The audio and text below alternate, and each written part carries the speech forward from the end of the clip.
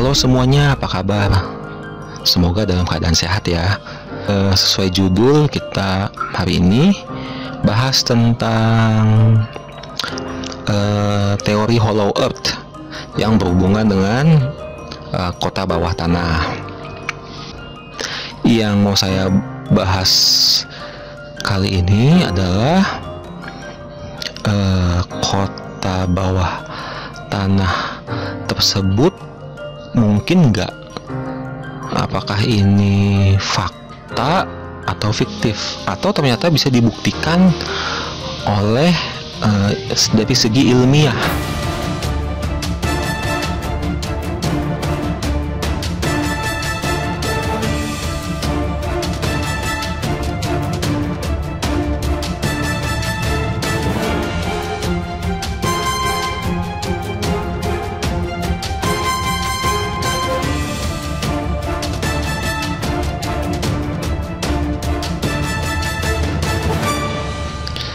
Oke, kita coba kupas ya. Jadi yang namanya kota itu kan kalau di permukaan di atas permukaan tanah kan pasti kan dulunya hutan gitu ya, dibabat jadi lahan tempat tinggal, ada gedung, bangun rumah, bangun fasilitas, jadi gede, jadi luas, jadilah kota gitu kan. Itu kota di atas permukaan tanah. Tapi kalau kota yang ada di dalam tanah itu kan pasti menempati ruang kan di dalam tanah itu.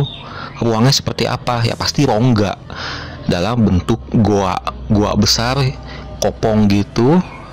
Dan di dalam goa tersebut ada udara yang memungkinkan untuk manusia bernafas, dan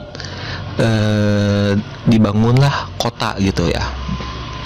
Itu kan Shambhala sama Agartha itu kan yang sampai saat ini kan orang masih belum ketemu letaknya di mana.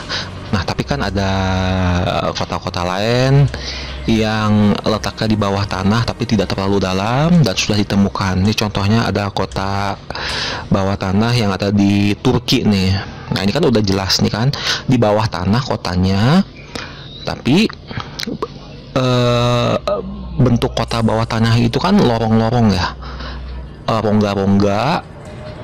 rongga gede dengan rongga lainnya dihubungkan oleh lorong-lorong sehingga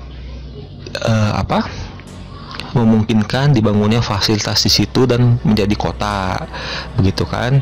Jadi kota bawah tanah itu menempati ruang berupa rongga begitu. Nah, dengan adanya rongga di bawah tanah itu memungkinkan manusia untuk membangun fasilitas begitu. Nah, ini kita hubungkan ke teori Hollow Earth. Jadi Hollow Earth itu adalah teori yang menyebutkan bahwa bumi di dalamnya itu punya rongga begitu.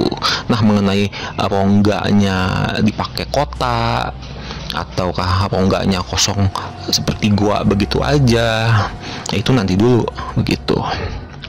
Nah, teori Hollow Earth ini sebenarnya fakta atau fiktif gitu. Nah, kita coba buktikan dari temuan ilmiah ya. Jadi inti dari teori Hollow Earth itu menyebutkan bahwa di dalam bumi ada rongga ya, entah itu rongganya bentuknya goa atau lorong, yang penting ada ruangan kosong, ruangan kopong gitu ya, kosong ya gitu. Nah, mengenai rongganya di kedalaman berapa, jumlahnya ada berapa, nah itu nanti dulu. Pokoknya yang penting teori Hollow Earth itu syaratnya ada rongga di dalam tanah.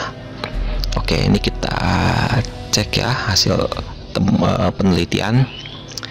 Ini yang pertama nih, ada ditemukan benua bawah tanah. Nah, berarti benua bawah tanahnya itu kan menempati rongga yang ada di bawah tanah.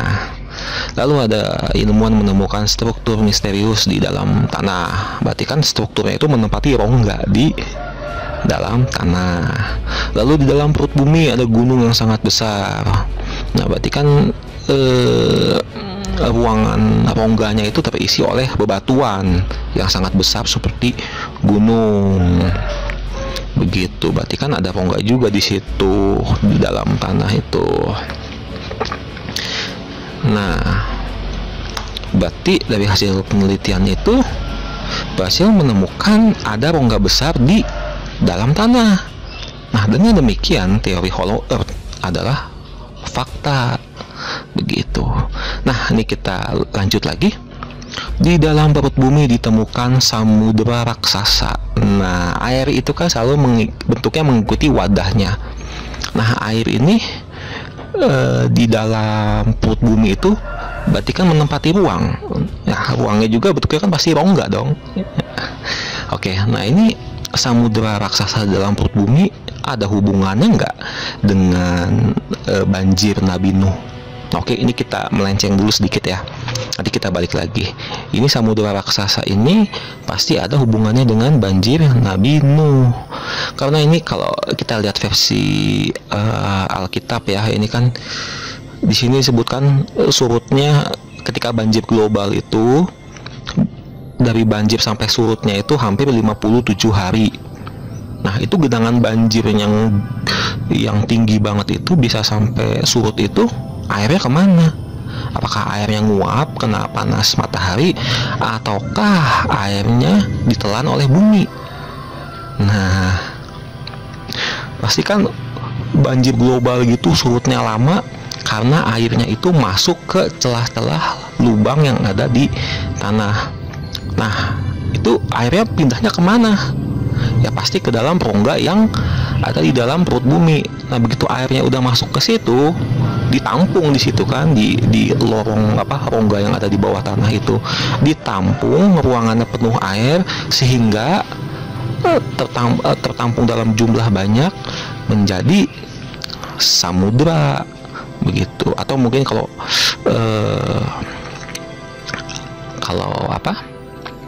ditelan buminya ternyata di dalam rongganya nggak begitu besar, bisa jadi menjadi laut bawah tanah. Karena samudra di dalam perut bumi juga menurut penelitian kan ada begitu loh. Nah, jadi logikanya gini aja, kayak kita makan, kita ngemil gitu kan, begitu masuk kita telan kan, ditampung dulu kan di lambung. Nah, berarti kan di lambung itu kan ibaratnya kan kayak rongga, kayak ruangan khusus penampungan dulu kan. Nah, ini juga sama, bumi menelan air pasti ada tempat penampungannya dulu. Itulah yang disebut rongga. Jadi rongga di dalam perut bumi itu ada. Dengan demikian teori Hollow Earth adalah benar dan masuk akal begitu. Jadi hasil penelitian tersebut menemukan bahwa bumi punya rongga yang besar begitu ya. Entah rongganya itu terisi oleh air jadi samudra, atau ternyata itu disebutnya benua. Ya itu kan proses alami. Nah, jadi dengan demikian kalau ada rongga itu ternyata pernah dibangun kota, ya masuk akal aja begitu. Cuma kotanya sebesar apa? Ya nanti dulu, karena luasan kota versi zaman sekarang dengan luasan kota versi zaman dulu beda, karena jumlah penduduknya beda. Mungkin kalau versi kita sekarang kota itu harus seluas kota Jakarta karena penduduknya gede, jadi butuh lahan yang luas, area yang luas. Tapi kalau bisa jadi kota bawah tanah itu, entah itu Agartha atau Shambhala, bisa jadi hanya butuh 5 hektar atau mungkin sekitar 10 kali lapangan bola gitu. Karena kenapa nggak begitu gede? Mungkin karena jumlah penduduknya sedikit, jadi tidak perlu area yang luas begitu.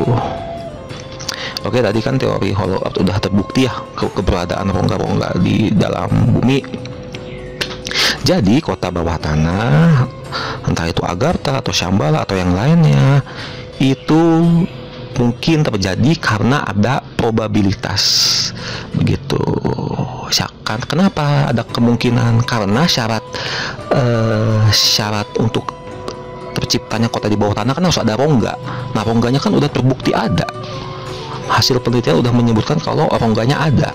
Mengenai rongganya kecil atau gede, rendah atau tinggi, ya itu nanti, karena yang namanya rongga kan gak hanya satu, pasti kan banyak gitu, apa enggaknya udah ada, ibaratnya lahan untuk terciptanya kota udah ada. Nah dengan demikian kota, kalau ada kota di bawah tanah ya mungkin terjadi begitu. Nah ini masalahnya, kotanya di kedalaman berapa dan pintu masuknya ada di mana? Atau jangan-jangan sebenarnya kota ini dari dulu orang udah tahu, cuma dirahasiakan keberadaannya karena mungkin ingin melindungi sesuatu yang ada di dalam kota tersebut begitu.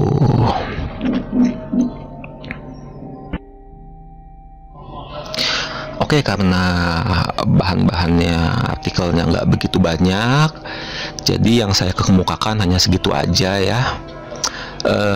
Selebihnya kembali kepada kalian. Ini hanya pemaparan aja. Jadi kalau kalian punya pendapat yang sama atau pendapat yang beda, silahkan ceritakan di kolom komentar. Paling segitu aja hari ini. Terima kasih udah nonton videonya sampai habis.